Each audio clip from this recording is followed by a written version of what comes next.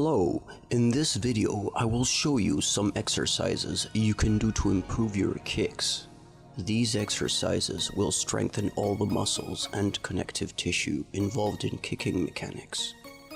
You can do this all by yourself and don't require any equipment except ankle weights. If you don't have ankle weights or aren't strong enough to use them yet, this is still good and beneficial to do without the weights. Now, let's begin. First, you should do a warm-up to loosen up, ideally jogging or rope skipping. But here I do a very light and quick warm-up just for the sake of this video. Some gentle stretching is always good when beginning a workout. It will loosen your muscles up and prepare your body for some dynamic movements. Also, you can throw a few gentle kicks just to get your body ready for what movement you're going to use.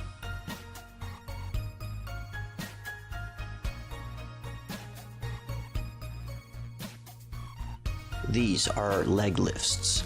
It is an essential exercise to increase flexibility, loosen up your hips, and also improve your range of motion.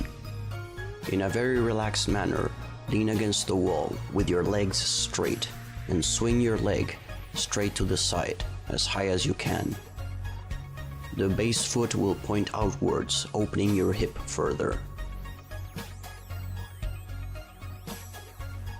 Do 10 of these with each leg.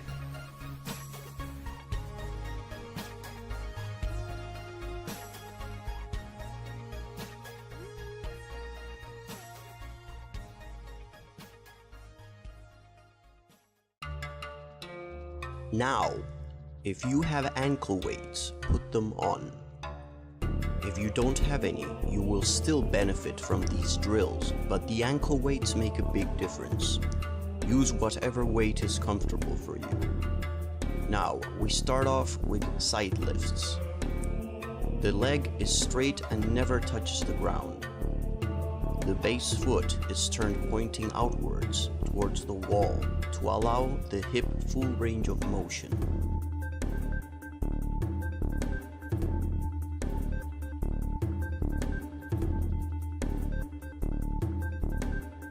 We will do 10 repetitions with each leg.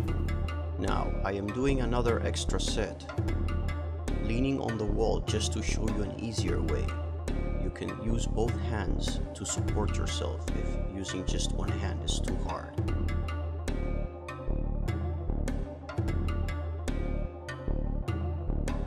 Between each set, you can loosen up a little bit as your muscles will start to wear out and get tired.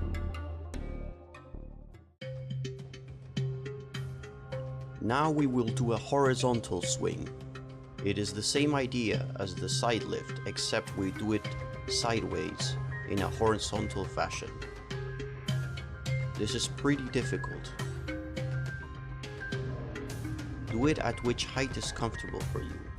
There I had to readjust my footing because it's hard to keep a balance in this exercise. If you need to stop and readjust yourself, do it. The next exercise is in the same position, except this time we draw circles with our leg. The direction doesn't matter. You can do them clockwise or counterclockwise. Again, this is pretty difficult.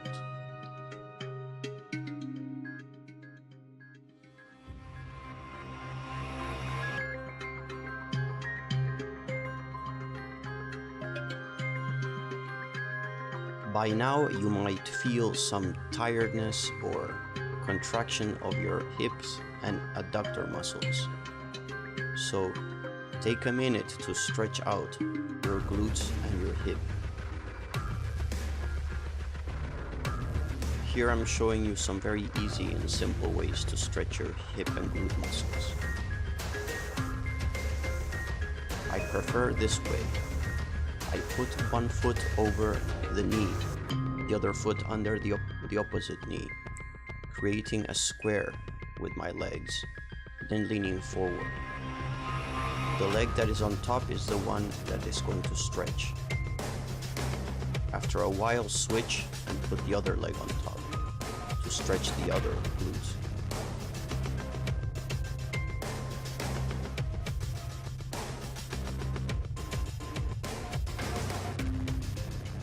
Now let's start working actual kicking techniques. Leaning on the wall, let's perform the front kick. The foot never touches the ground. Try to do this slowly and with control.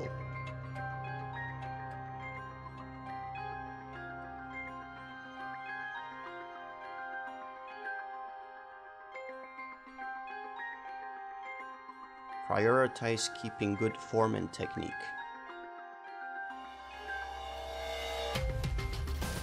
Next, let's do 10 knee raises or knee strikes. Keep good form while doing this. I am going to demonstrate with one leg pointing in one direction and the other leg in another direction, just so you can see this from different points of view.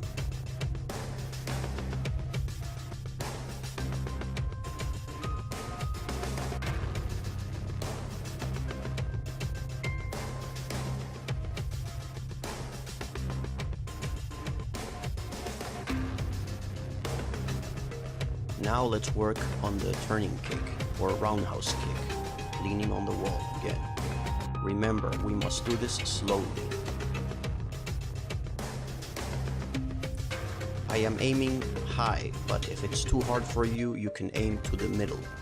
The height is not that important, just kick as high as you're comfortable, but keep good form and technique, and do this slowly. The bottom foot is pointing in the opposite direction to allow my hip to open.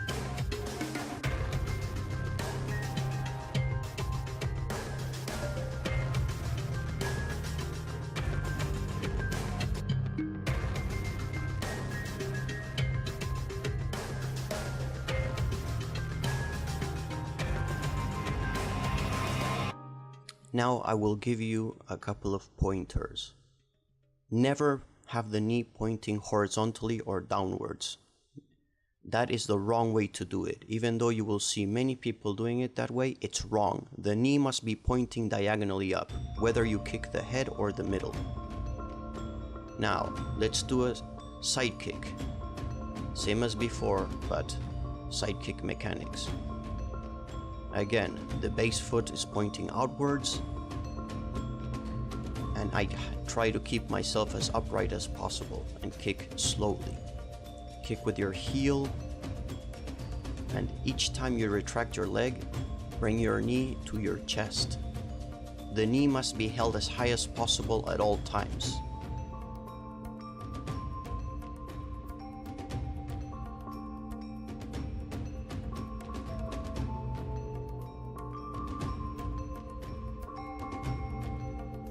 The previous observation also applies to the side kick. Even though you see many people doing it with a horizontal or downward angle, it's wrong. The knee must be pointing diagonally up and be raised high. Not only for this exercise, but for the actual application of the kick. Now let's proceed to the next exercise, a back kick. Try to keep your body as steady as possible. Bring your knee to your chest. It's very important that you raise your knee high with each kick and kick with your heel. Control the movement with your hip and glute muscles.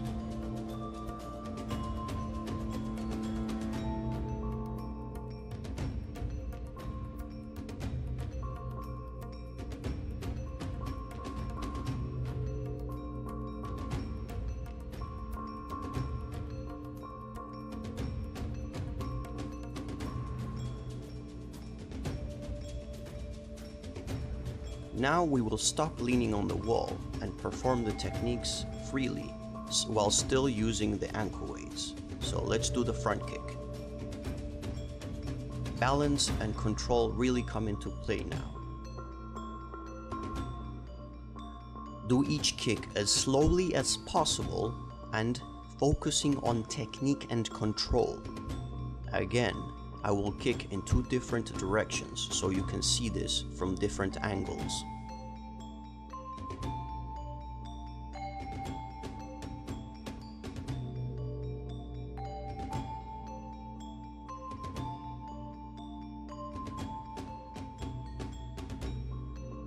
Now we move on to the turning kick. Again, kick to the height that is comfortable for you. Remember to focus on proper technique and control. Go slowly.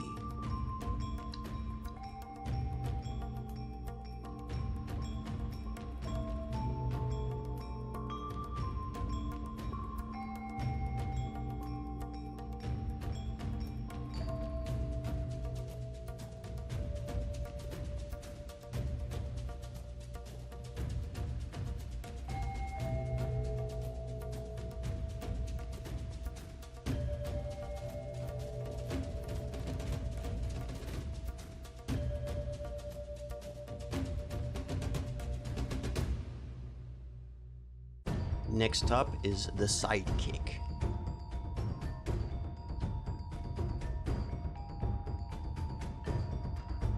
Remember, when doing all of these techniques, we don't want to drop our leg to the ground after kicking. We want to retract it with control and land in a controlled stance, either in the front or in the back, depending on what technique we're using. From the beginning to the end, we must focus on controlling what we are doing and doing it slowly.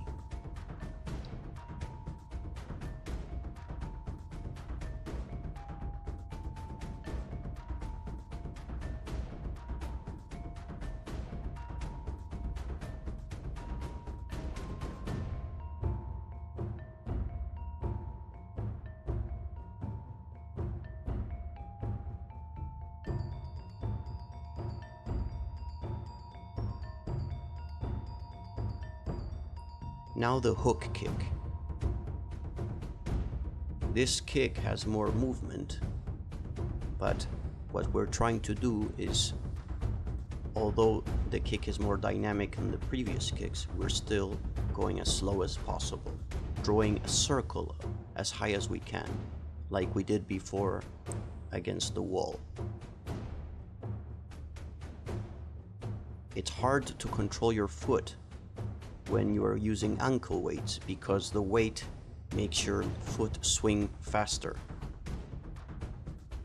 So try to control it and go slow. Now with the reverse turning kick or spinning heel kick or turning hook kick, whatever you want to call it. Again, go as slowly as possible.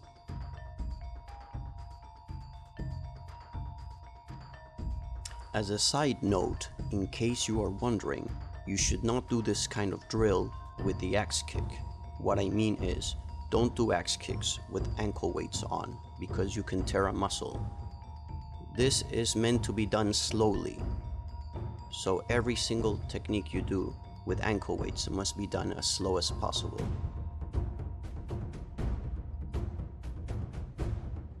If you accelerate too much while using ankle weights, you might tear muscles or injure yourself. Keep that in mind. You must do all of these drills as slowly as possible. Whenever you work with weights, be it ankle weights, free weights, or whatever, you must work slowly and technically. Now let's work on the back kick. Again, slowly and in control. Retract your leg and land safely.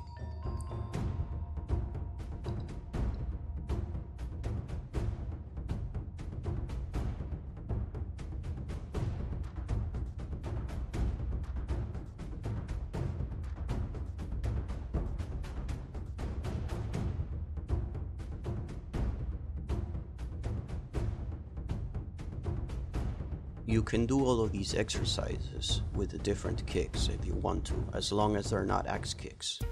Now, if you had any ankle weights on, take them off.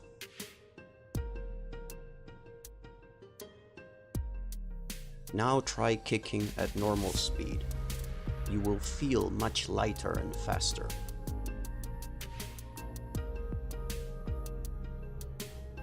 Doing this regularly will give you increased acceleration and speed.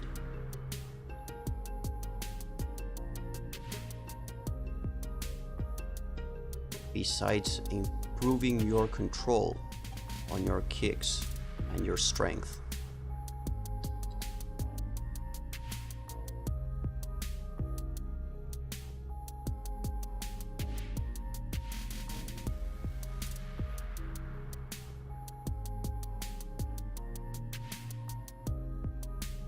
Finally, stretch for a few minutes. I am just showing you a quick little stretch, but you should stay stretching for 10 minutes or so after doing all of these drills.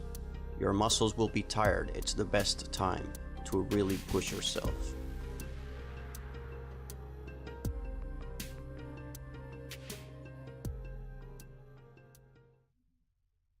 Whoosh.